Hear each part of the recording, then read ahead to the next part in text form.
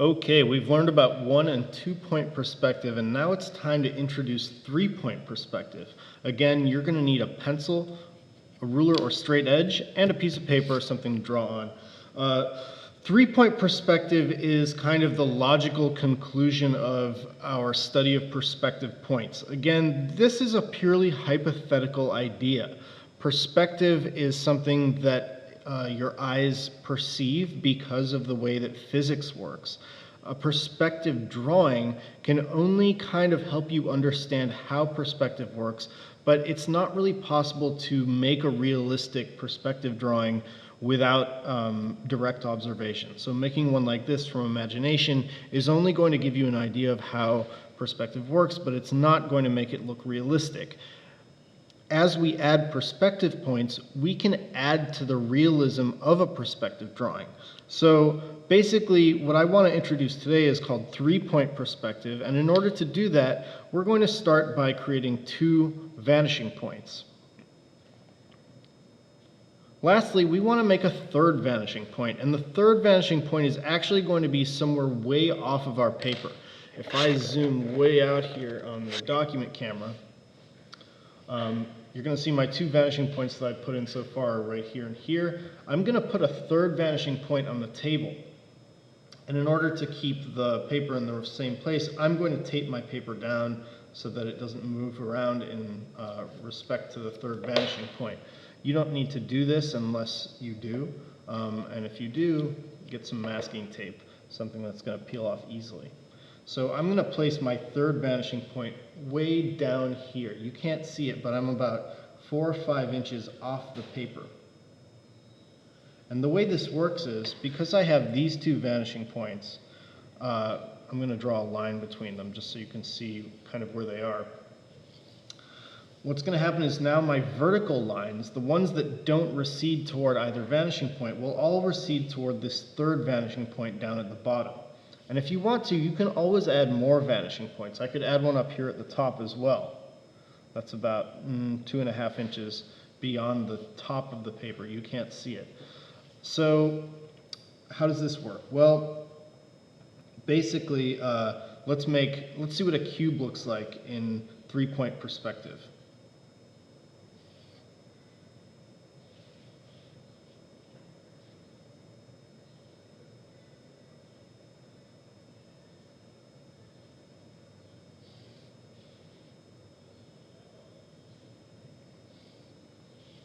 These lines all converge toward the bottom vanishing point. And now these lines are going to be the ones that would go away from me into the distance.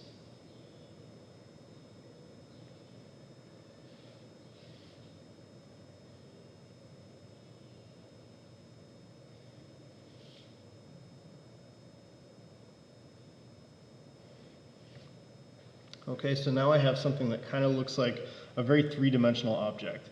What if I want to break that apart and kind of see some interior dimensions to it? Maybe let's divide it into kind of sort of rectangular prisms that are a little bit flatter.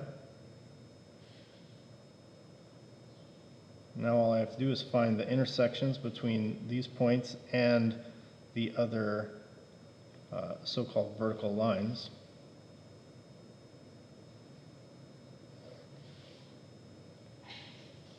And what if everything doesn't line up quite so neatly? Let's do one kind of floating in the air like this.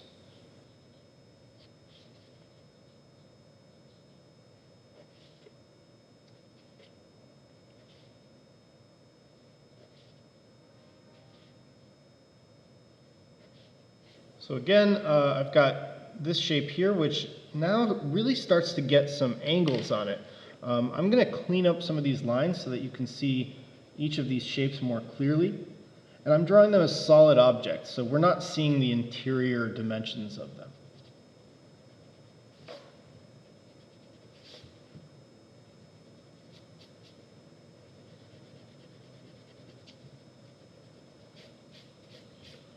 I'm going to go ahead and give this top part of the box some kind of other dimension as well.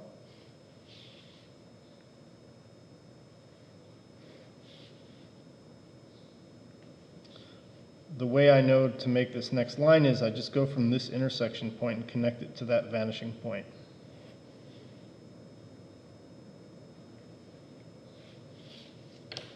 Now I can erase these verticals, which no longer mean anything. I'm going to go ahead and erase this little horizon line since it is also meaningless.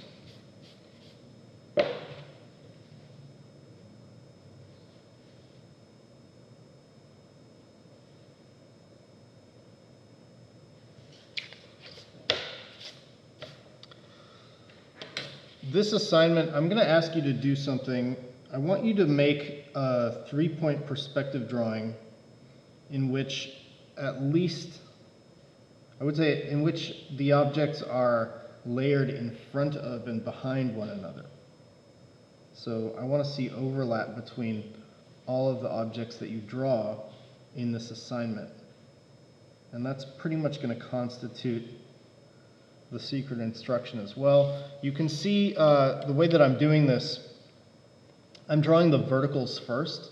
Again, those converge to a point beyond my paper.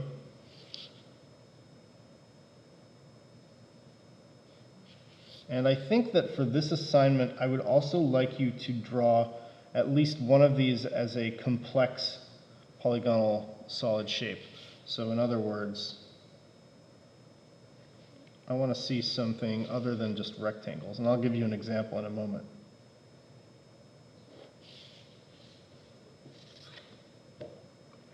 So maybe I want to turn this shape right here, this one that was kind of front and center, into a complex polygonal shape. So I'm going to make it into a kind of a U shape by taking a chunk out of it from here. First I kind of carve out that U shape from it. And then I'm going to connect that down to my lower vanishing point, as well as this. Now this has to come back to here.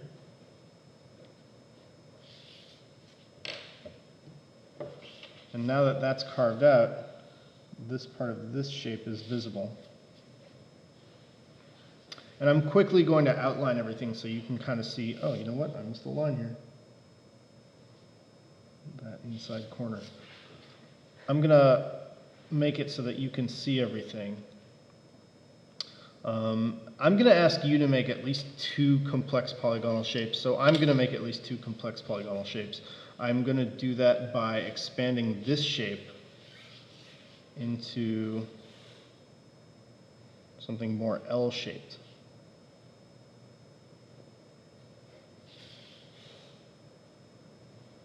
Then once I'm done, I'm going to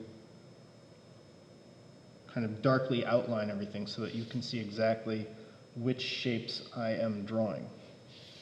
Okay? Here goes. And I'm doing this freehand. I would like you to not do it freehand. I'm doing it freehand just for the sake of doing it quickly for you.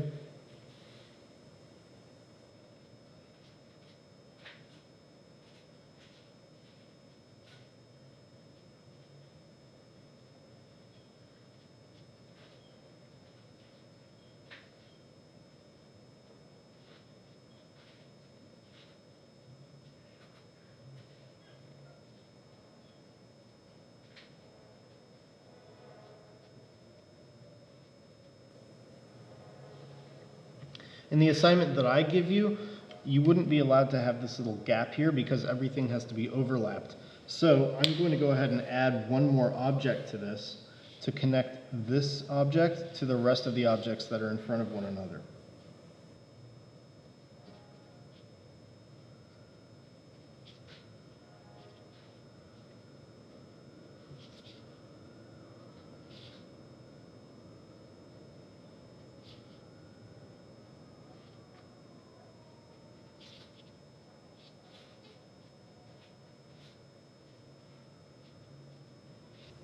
There we go. Good 3-point perspective drawing, 2 complex polygonal shapes, and 3 rectangular prisms. All different sides are visible, so I'm able to see a top, a left, and a right. I'm able to see a bottom as well. So that's a bottom side, that's a bottom side, a right, a left, a right, a left, a right, a left. It's got everything in it that I like. One added thing you can do if you feel like being really creative, and again, this is not going to be required for the assignment, but if you want to really get into this, you can actually shade your drawing. And a good way to start is by choosing a face. So like all the lines that go toward here describe a face of each object. And if you shade those in to about the same value, you're going to get a cool effect.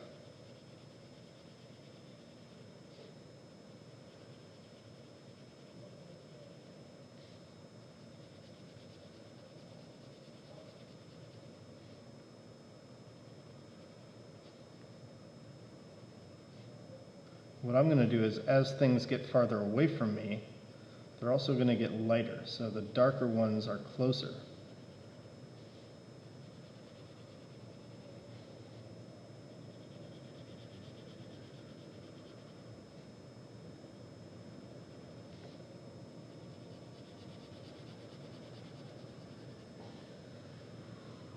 Like that. Let's do this one kind of lightly too.